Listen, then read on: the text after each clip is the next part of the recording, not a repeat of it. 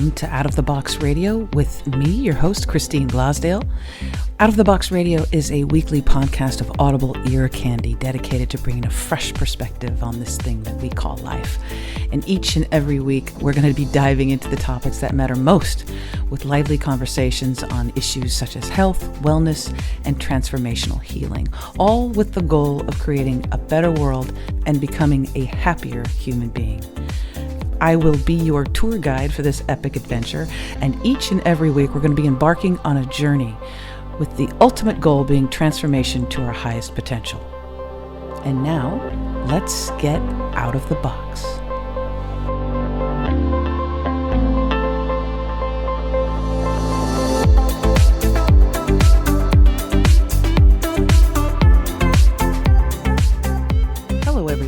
Welcome back to Out of the Box with Christine. I am your host, Christine Blasdale, and I am very happy that you joined us today because I have a very special program lined up for you. Coming back to Out of the Box with Christine is the wonderful Anna Raimondi, and she is a very gifted and extraordinary clairvoyant. She is also a motivational speaker and author of the book Conversations with Mary, Messages of Love, Healing, Hope, and Unity. And through Anna Raimondi's amazing, unique gift of intuition, she channels wisdom and healing, sharing insight and guidance and direction for her clients' soul's path and many, many others. And she's now featured regularly on the program Dr. Oz, discussing some of those quote-unquote other side stories and inspirations. And she's also all around this country, traveling all around this country, giving wonderful speaking events. I want to welcome back to Out of the Box, Anna Raimondi. Welcome back, Anna. Oh, it's so great to be back. And I am so happy. Since the last time we talked, a lot has happened, eh? Oh, so much has happened. It feels like the world has been going through this very big transformation. Yeah, I feel that. I really feel that on so many levels. And there seems to be a lot of things that I guess we could focus on and label as negative, as human beings do. There's also a lot of awakening I see happening with people, right? I think that, anytime there is negative, there is awakening. It's what comes out of the negativity, and what comes out of the negative can be absolutely beautiful.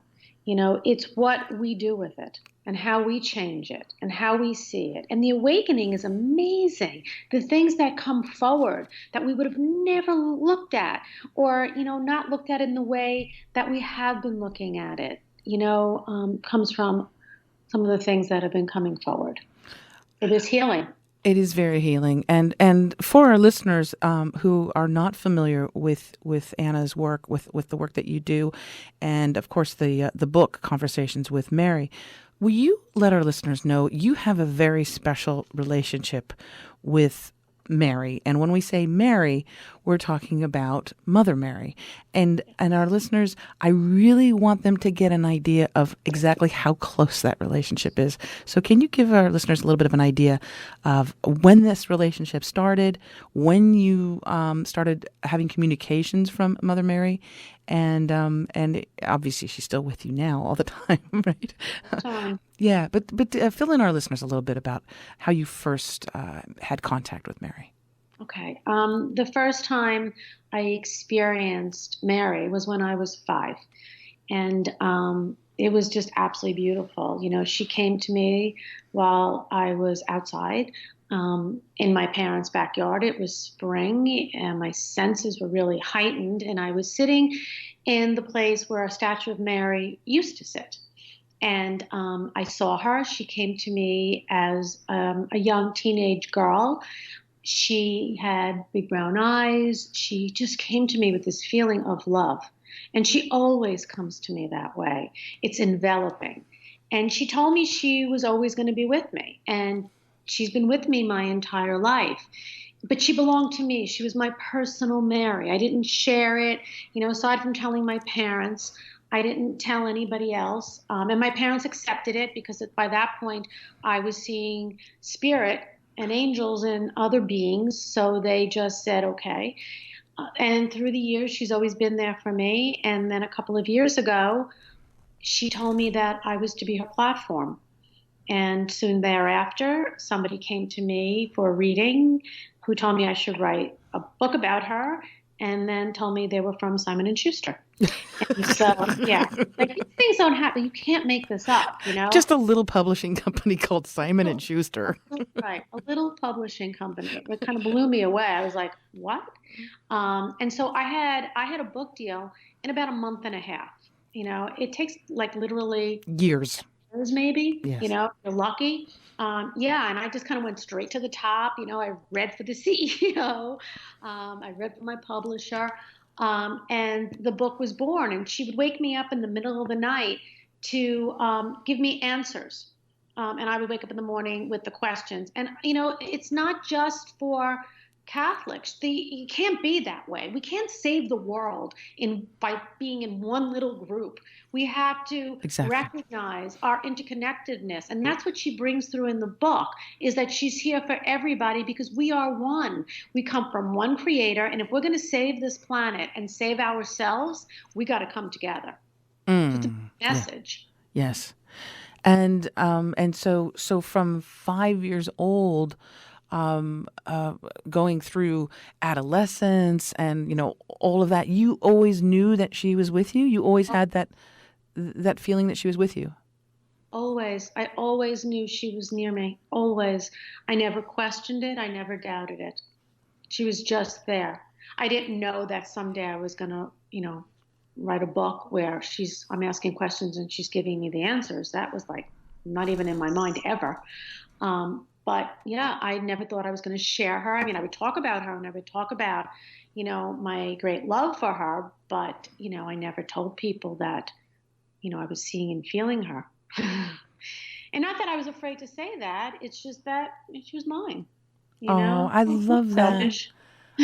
I love that it's not a thing that you're embarrassed or that you were worried about what people thought. It was just like, no, she's mine. She's mine.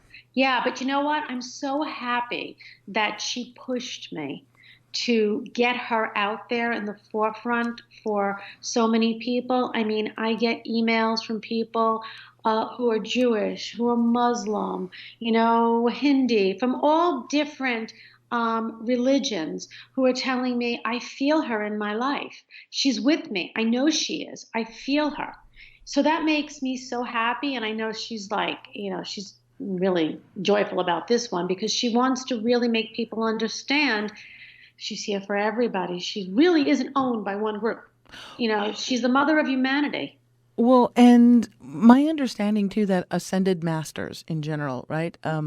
Jesus, Yeshua, there's I'm not certain about there's no levels per se, but if it's Buddha, if it's Mary Magdalene, who I understand that she's also, or is it Kuan Yin? Is that the Yes. Well, Kuan Yin and Mary are interchangeable energy. ah ah Yeah.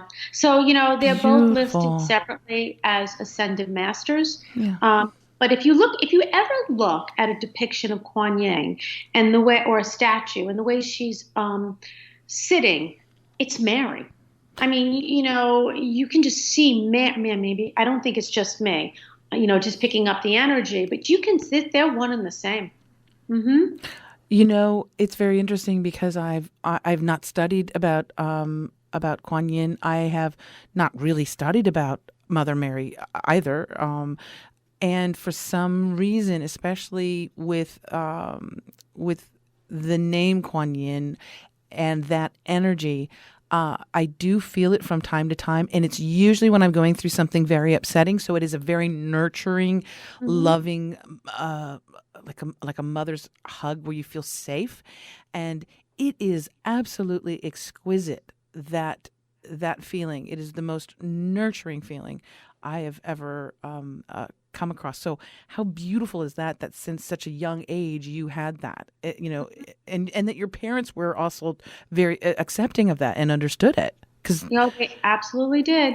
yeah, because you could have been in We a choose our bad yeah. parents. Yeah.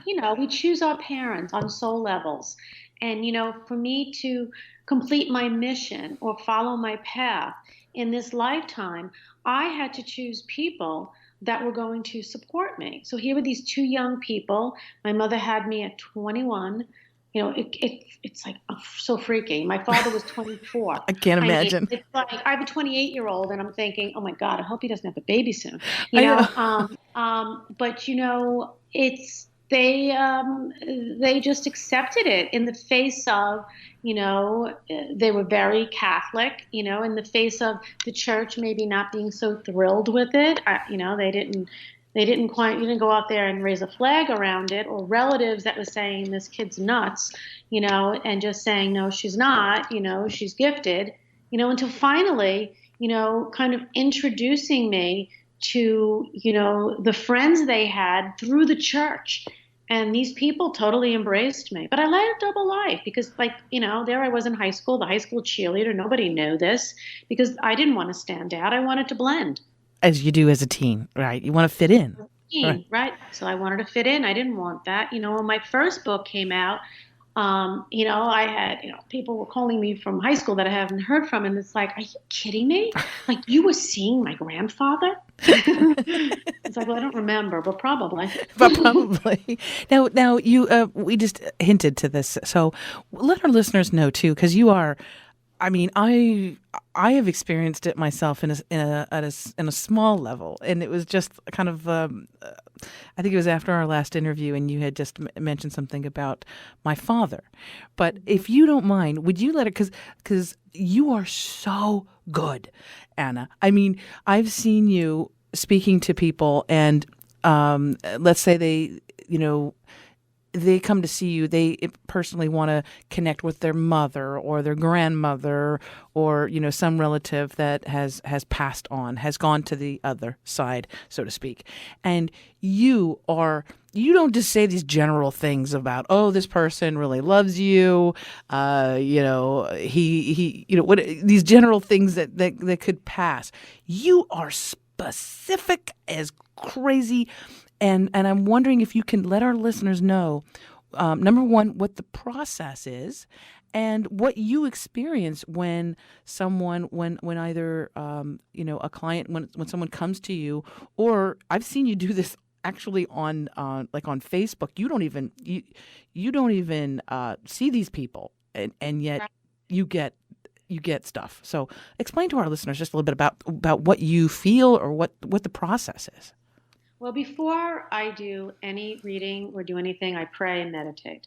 So I kind of allow myself to be a clear channel, hollow bone, whatever you want to call it. I empty myself of all the stuff that's Anna. And so that I can let in whatever I need to let in that is good and right for the person to whom I'm speaking with, So I kind of clear that out. It happens very fast.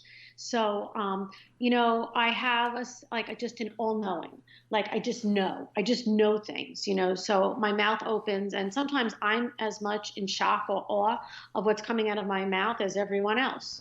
Recently I was on the Dr. Oz show, and I asked, who was related to a Mary or James. And this was just an aside. It wasn't a show about me reading the audience.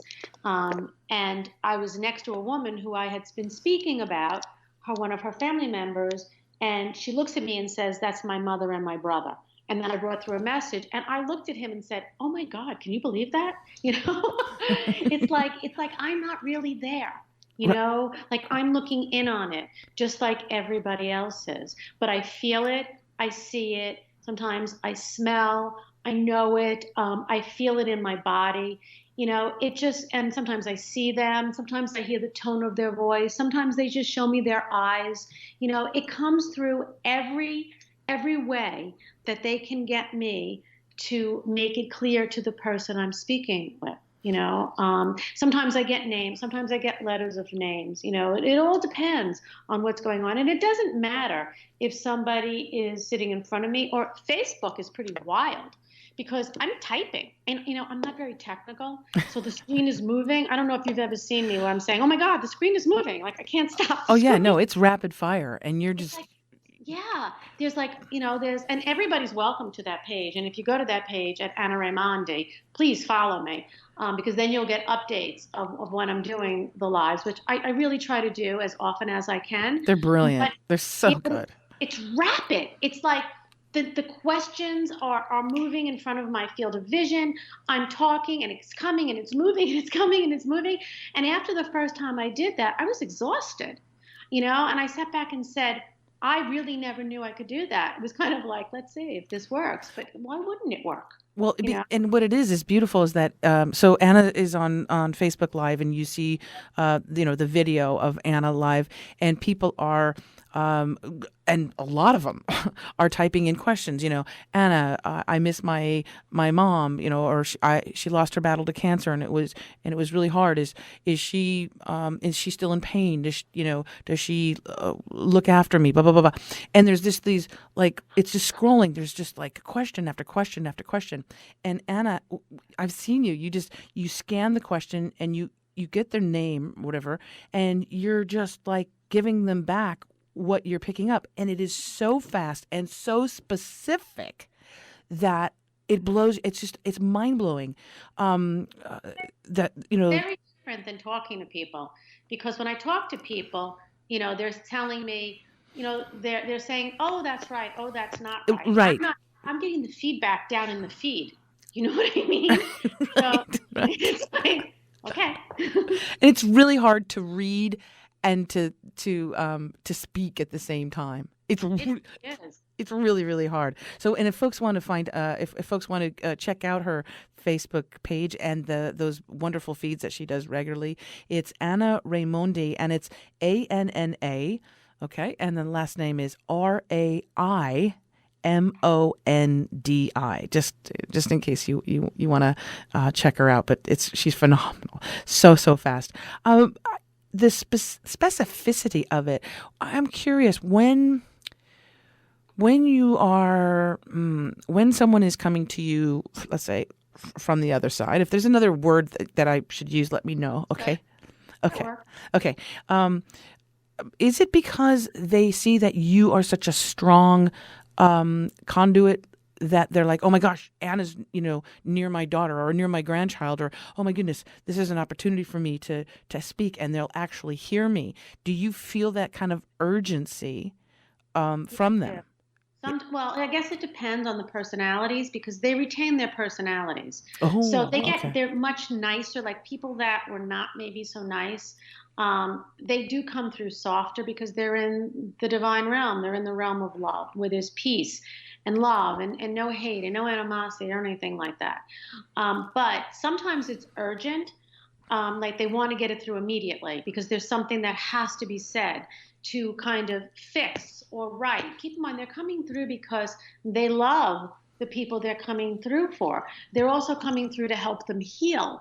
They're coming through to give them something that can help them evolve, as a human being and as a spiritual being. So sometimes it's urgent. Sometimes, if I'm doing readings one-on-one with people, or even a Facebook reading, they know what I'm doing, and they know that I'm a portal.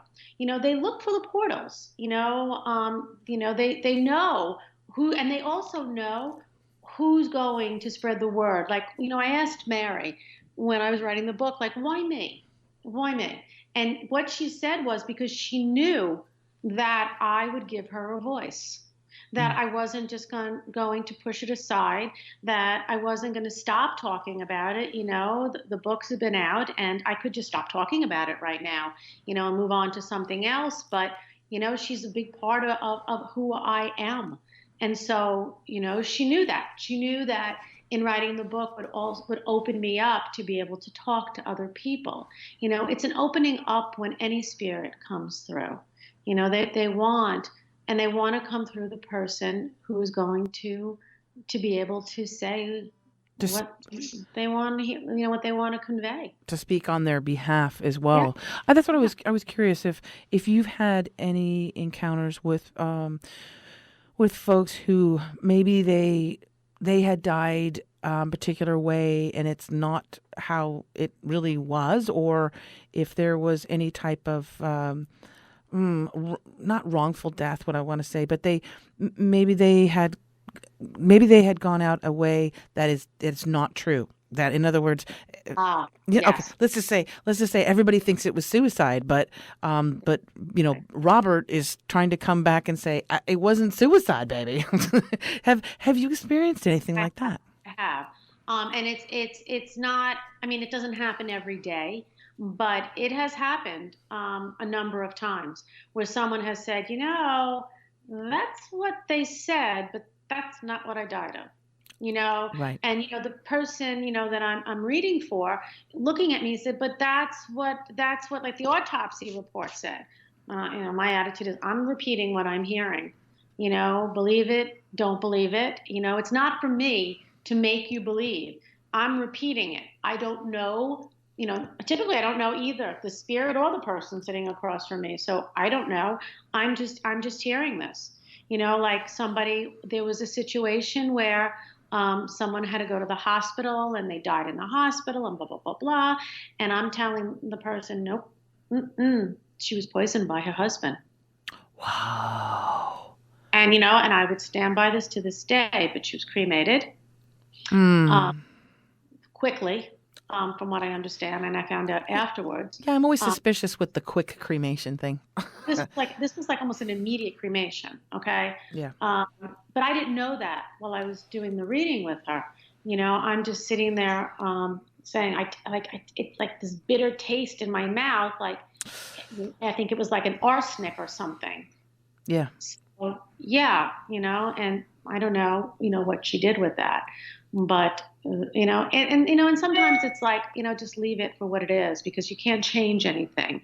And sometimes the spirit world wants it, wants the person to figure out, and sometimes they're just like, leave it alone.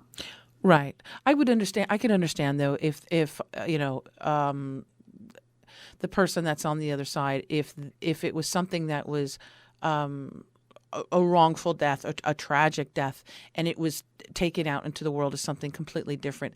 That Hmm. I could understand, even though I know that on the other side, No, everything is no, wonderful. no. But I could understand too that especially if it's harming other people, or Right. it might be something that a soul would want to have corrected. I can understand that Oh, completely. absolutely. Because it helps other people. Like if somebody was murdered, and the murderer is Yeah. still running around, Yeah. Yeah. Exactly. Exactly. and I get some of that too. My clientele is not typically those who are just the curiosity seekers. They're people that they really do want to connect. I get a lot of parents who have lost children, which I Yeah. don't know if it gets worse than that. They're looking for something, and they get it. That's what's so important. But what I find so amazing, so people will come to me and maybe they lost their parents and they sit through the whole reading and they're fine, and then I mention the dog is here, and people fall apart. I mean, listen, I love my dogs. I am a dog lover. I totally get it.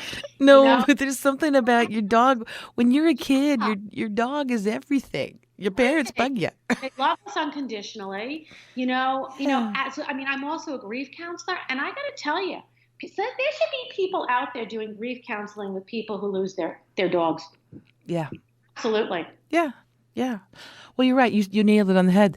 They're not judgmental. You can come home anytime, day or night, and they're sitting there wagging and happy to see you, and Right. and they don't hold on to Oh, they don't hold on to stuff like human beings do, right? no. And we love them, bad breath and all. Exactly.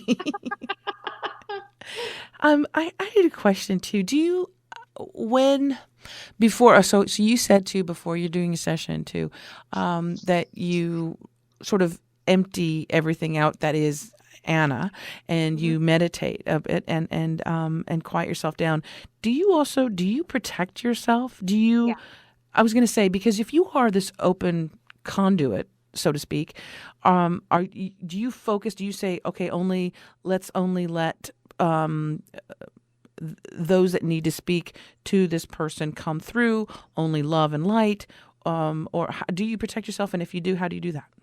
Well, I do a couple of things. First of all, I have a contract with the universe that the only spirits that are allowed to be around me are from the light. So I don't Ah, want anything bad. right. Okay.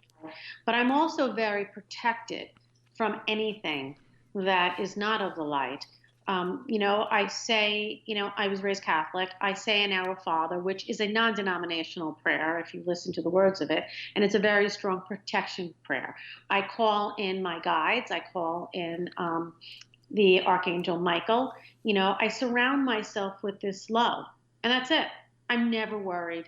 And I'm never worried that anything that comes through is going to harm the person I'm speaking with because it is all for the good. And I know it's all for the good because it's from, I'm the vehicle through which this is coming. And I channel the love that is in the divine realm. So not that everything is easy to hear, like if I'm saying to somebody, your father who sexually abused you is here, and he'd like you to find peace. That's not an easy thing, Of course. you um, but for whatever reason, if I'm saying it to the person, and I've never had anybody walk out on me or say, I can't listen to this. No, but Yeah, it needs to be said because it right, needs to be healed. right. Exactly. So it's all about the healing. Yes. Wow, what a great job you have. Yeah, my one of my sons is like, "Oh my God, you deal in death all day long. Why do you do this?" This is what I was born to do. But it's beautiful, and it is something that is so especially with those, like you had mentioned, how do you deal with the fact if you lose a child, if you're a parent and you lose a child? That is probably has to be one of the most painful things anyone can go through. And yet, when they're able to connect to their child through you, and they know it's them because you are, like I said, you'll say something, you'll be like, and he really wants to tell you how much he loved those, peppermint chip cookies that you did on Mhm. Saturdays when it was raining, and and of course the waterfall, people just lose it because it's that specific. But that is so important for us to realize, too, Anna, that when someone dies, when they're not in our physical reality, whatever this consciousness that we're in right now, that they're always with us, right? They're always with us. Always. They don't go anywhere. That little phrase "love never dies" is so true. And they want to be with us. We're not bothering them. They want us to know they're with us. So I do. I have a lot of parents, and then I do retreats with women who have lost children. And I got to tell you, Wow. once they make that connection, though, these people, they are the most amazing people. They really are. And a lot of times it's so interesting, especially when young kids die, how, like, at 7 years old, they left a legacy. Hmm. You look at these little lives, and and sometimes it's in 7 years they've completed their path. They completed what they came here for. Their contract. Yeah. They did. It's hard to understand that as a parent, of course. But looking into it, it's like they completed and they're in the great reward. That's where they are. But It's so it's healing. tough. It's so healing. I have well, before I was born, I had a sister, and my parents had lost her at a very young age, like at 2, I think was what it was, very young age.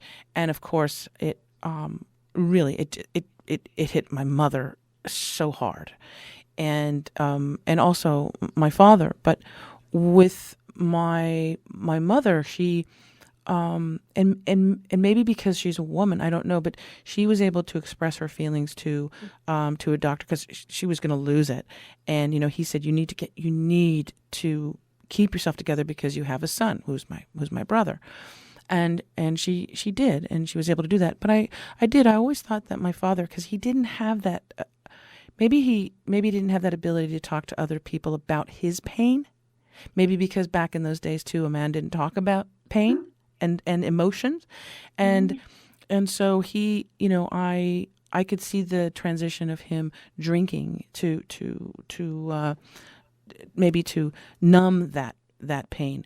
But imagine all of the parents, all of the mothers and fathers who have lost children, to be able to have the ability to talk, to receive messages from those babies, right? Mm-hmm. That they didn't get to see even grow up and to be a child yet, but to have that connection with them. I think it would save so many lives. I really do. Like, I mean, guilt All of that. and sorrow that takes you down a different path, right. Right. I mean, there's always a hole in their hearts, Yeah, that yes. as a parent that doesn't quite mend, but it's what you do with it. It's how you go forward with it. That's important. It's never the same. Like I tell them all the time, this is your new normal. And so talk to them, you Talk to know, them. just talk to them and feel them. That's what they want. It's what they want. So it's really kind of yeah, my job is not a job, it's a way of life, and it's rewarding. I love it. I'm able to see people change. And that's what's so great. I'm able to see their eyes open. I'm able Mhm. to see a change in, their belief system. When I'm reading for someone who may be, a skeptic, Yeah. watching them is just the most amazing thing. Watching them look at me like, where are you getting this from? It's like, Exactly. here, How did you know that my little dog's name was Parsnippus? right. Like who did you talk to? It's like I'm talking to your relatives. Yeah. you Who know? knows you? Who know you better than anybody? That's right. Much better than I do. It's so I don't know. I had a man come to me, like he was very kind of buff, very kind of macho-y. Yeah. And he comes in, I think he was like some kind of personal trainer, and he comes in, and I looked at him and I didn't expect him. I expected his sister-in-law. And he said, "Oh, she gave me this appointment. I hope it's okay. Can I stay?" I'm like, "Sure." So he stayed, and he's like, "I don't even know why I'm here." He said, "I don't even know if I believe in this." Oh, So I said, okay. I said, "Okay, that's cool, whatever." I started, and I started talking about his father, and I started getting very specific about things his father did. Within 5 minutes, this guy was sobbing, okay? Sobbing, and he's telling me he leaves. He's calling me from the driveway, okay, my driveway, telling me I so needed to hear this. I feel so much better, And he's like, I didn't expect this. I didn't expect it. So, even to the skeptics, the healing comes through, and if people can accept it, then God bless them, and they can be healed, or at least have an understanding. Well, that's why I wanted to have you back, because you are. I've personally witnessed it. I've seen you talking to others at events, and I will say this. I will go on record that Anna Raimondi is one of most gifted clairvoyants, psychics. I don't even know what is your term that you like to be called. You're just this beautiful connection to the other side. But is there a particular You know title? what?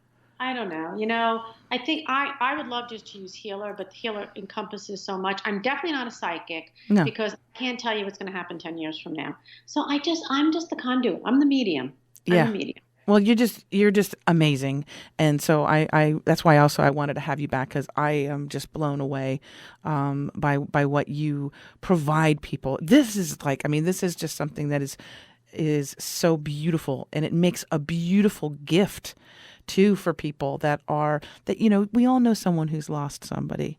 We all know someone who maybe has lost a friend, a dear friend, or a grandparent, or a child, or a parent themselves. And it is so wonderful to have that ability, that gift of them.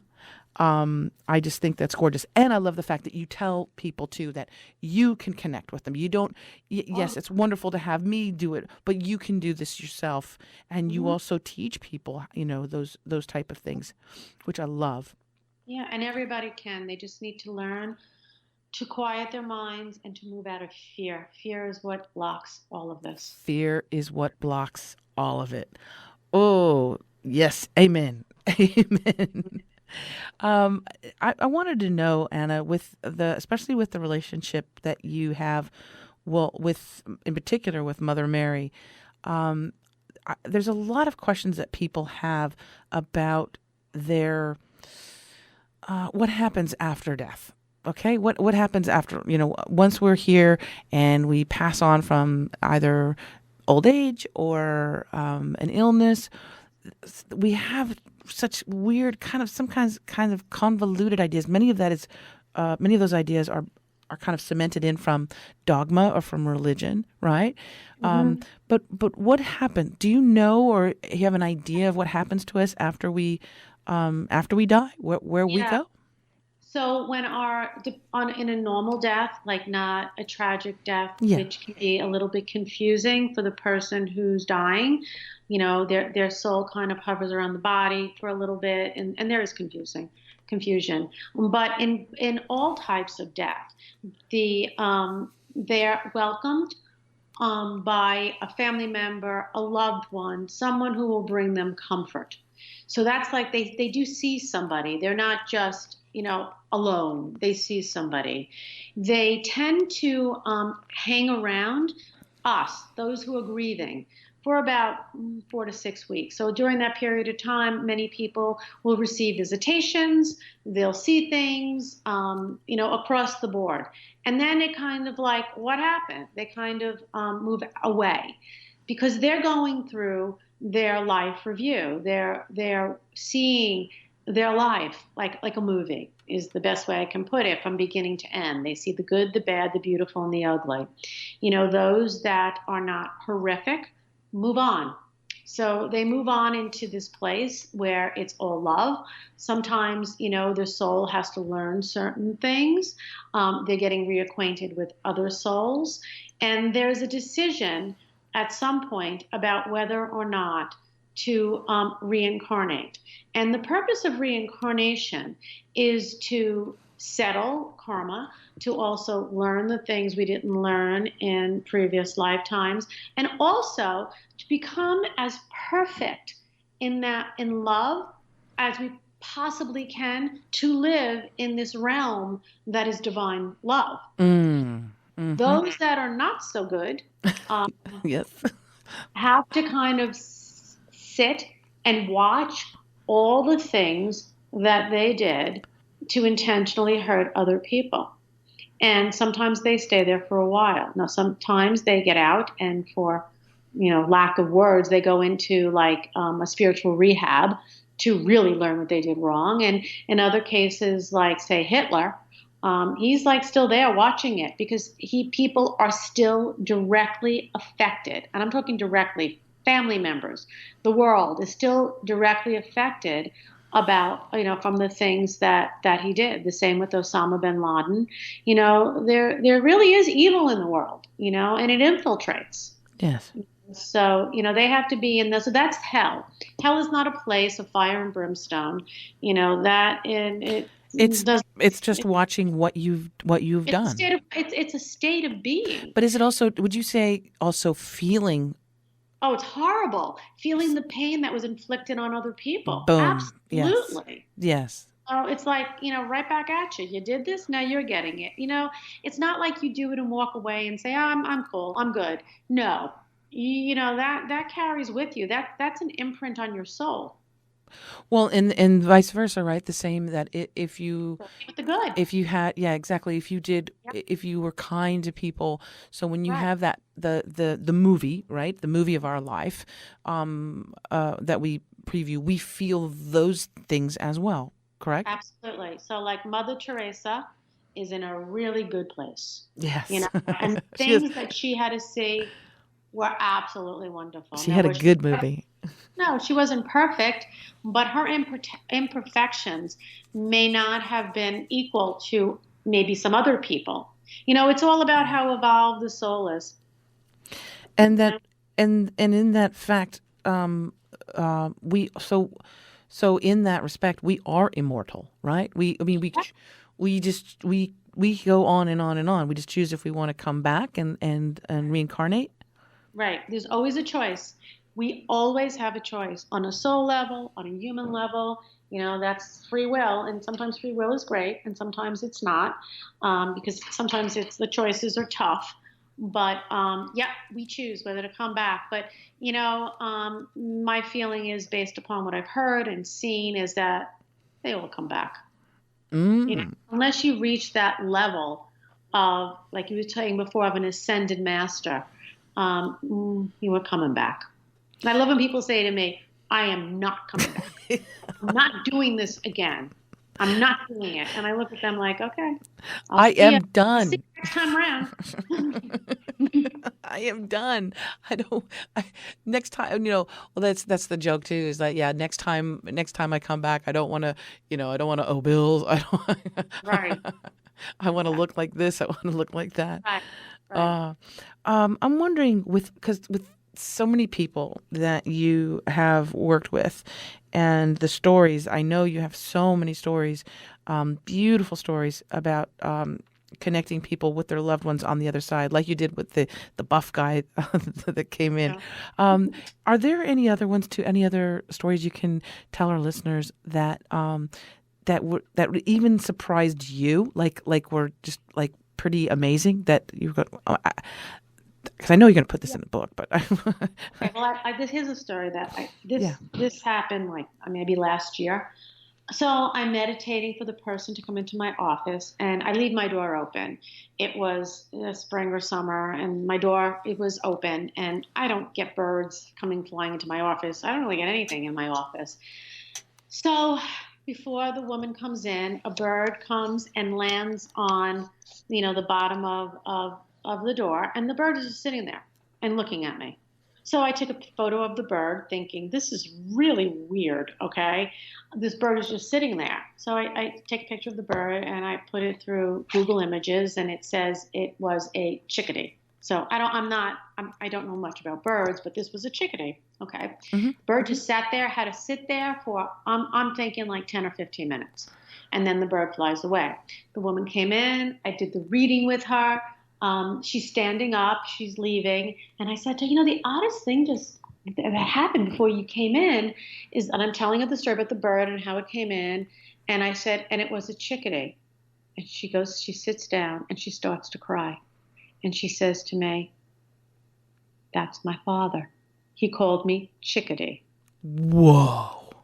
And she was asking in the car on the way up, please come through and call me what you called me. No way. Yeah. I thought that was like remarkable. That is remarkable. Yes. The way he brought the bird in was just so pretty. Well, and for you to also to have the wherewithal to take a picture of it, and then to look it up and to find out what kind of bird. Because most people would say, oh, just a bird came. A bird was sitting there. It's never happened before. It was very strange. But for you to look it up, and that's the thing too. Were you urged to look it up? Was there that Probably. voice? Yeah. Probably, because I don't look up everything that I see, and I typically, just discount it and say, oh, nice, it's a bird. Sometimes I talk to them. I live in Connecticut. We got a lot of stuff here. So, no, it was pretty, birds are pretty, the spirit worlds, they send birds all the time as, messages, that they're around. It's just, birds are amazing. They really are. It was very strange because a couple, maybe a week or two ago, it was so odd because it was nighttime. It was, and it's quite cold, but it was nighttime, and I never see birds at night. I mean, never. And it was this little tiny bird, and it was just flapping around and coming around and kind of like hovering around me, and it would land for a couple seconds, and then I'd look at it, and I'm like, what are you doing? First of all, what are you doing up? What are you doing here? It was very, very strange to me because I kept saying, well, go onto a tree or go to your nest or do something because it's cold, it's dark, and I don't understand why you're here.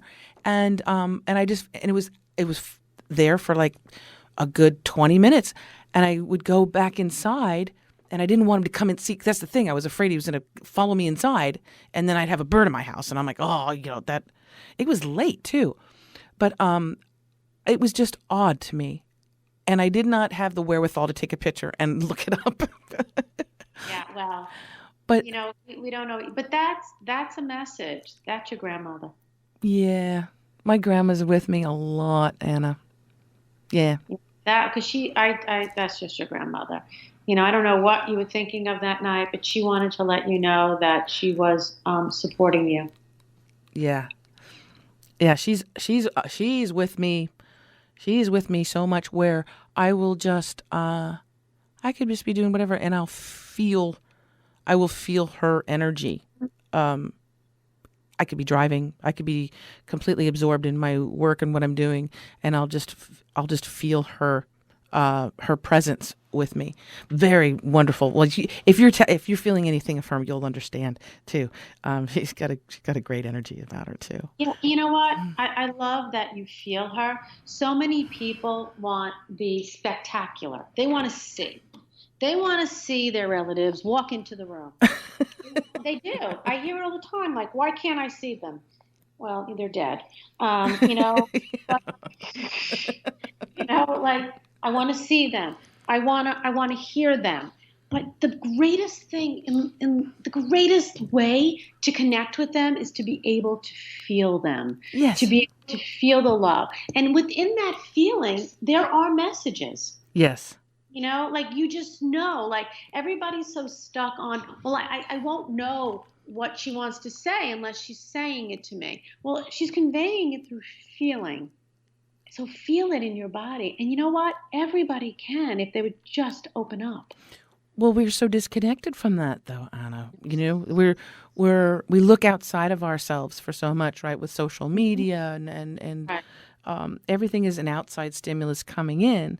So I think having the ability to quiet our minds a little bit, but also when you realize that you are never disconnected from the people that you love. That's the other thing. If you already think in your head, they're dead, they're gone, I'm never going to see them again. Maybe when I die and go to heaven, might meet them. If you have that in your mind, then that connection, that telephone connection that we have with our loved ones is not going to be something that you recognize. You Right. can have a big sign. It could be a big billboard that you drive by, and it says something like "Hello, chickadee." And if you're thinking, Right. you said, I can't remember. I think it might have been the live event that I was with when your book first came out, and it was a lovely group of people that came to see you. I think it was this. This was the story, or maybe it was another one. It was a story of someone had just asked about. I think it was her father had passed, and she was like, "Do you have anything? Does he have anything to tell me? Any kind of any words of wisdom or something like that?" And it had to do with a wallet. Do you remember this? No, I don't really remember anything. I know, because you're just going through. Yeah. Yeah. It was something to do. What I believe it was it was something to do with a wallet, and it was a wallet that she got, and I think it was his, and you had said something so specific to the point of, do you have this wallet, and there's a dollar bill that is.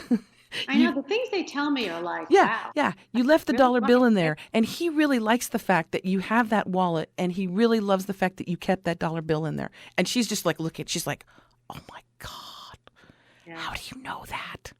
You know what's really cool? I had one reading where I told the people that they still lived in the grandfather's house. So it was a couple, like 2 generations down, and he told them to look under the floorboards. Oh. In a certain room because there was money. No. Yeah, and they found the money. No way. Isn't that cool? Oh, come on. Okay, come on, Grandma. Tell me where the money is. They found money, underneath the floorboards. He hid it there. I love the Wow. stories when people are talking about things like prohibition, and they're very specific about what went on in their homes, and where people can find certain things or Oh, that's right. whatever. They had to hide it. Right. hmm and sometimes I pick up, in Connecticut, there were a lot of homes that operated on the Underground Railroad. Correct. And yeah, and so sometimes I'll pick up the energy of, the person that was coming through, the African American that was coming through from the South, and a full story will come through. Wow. For me, that's fascinating. It's like, wow. Do you and I'm curious too because well, obviously if we reincarnate, that means that we have past lives and future lives, right? Do you, when you're talking to anyone, do you ever get a hit on possibly what their past life was, or who they might have been in a past life? Sometimes I do. Hmm. I'm a hypnotherapist, so I kind of always like people to find that on their own because it rings true. I can tell you, you were in the military in a lot of your lives. Really? hmm Now, that doesn't mean you're militant now. You can go the opposite way I'm a and be pacifist now. peace, but you were definitely in the military, in more than one life. Really? Absolutely. Uh-huh. But, yeah, I can feel that around people. Did I have a nice mustache though, Anna? You really want that mustache, I I do, I do, I know. do. I so do. Folks, if you're just tuning in, shame on you. You should go back to the first part of this program. My guest is Anna Raimondi. And of course, she is, as you can tell, she's absolutely extraordinary, clairvoyant channel to the other side. She regularly appears on Dr. Oz. And oh, I wanted to find out too. Yeah. So this Dr. Oz in you, like what's going on, Anna? Dr. Oz and me. He's Um, he's he's quite that's taken by you. It's so I much mean, fun. I yeah, got to tell you, I love it, and he's a really nice man. he is. And the people that work with him, the producers, are great. So today, the show that aired today was about near-death experiences, and I was with two women who both had experience. One was in an accident and she flatlined. The other one was electrocuted.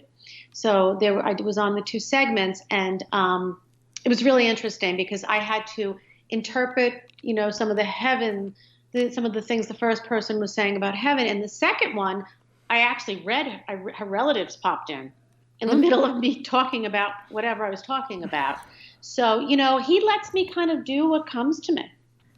So if I have, if somebody pops in, I have free reign to go with it. It's not scripted.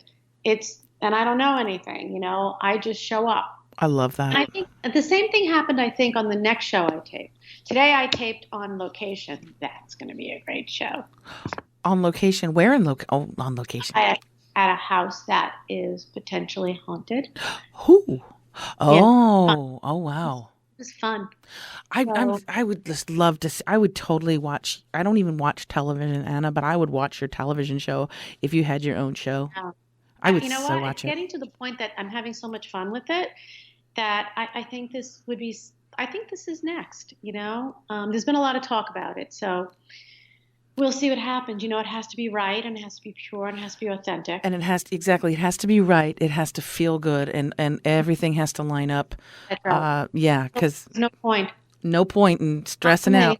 Mm-mm. Well, Yeah. what else? What other things have you got going on, or you're looking Well, forward to? I am doing a women's retreat in Italy in September. Oh, That should be beautiful and fun. I did Ireland last year, and I think I'm doing Costa Rica in 2020, and I might do Ireland again then too. oh, Costa Rica's And beautiful too. Oh, I love Costa Rica. Gorgeous. I'm doing.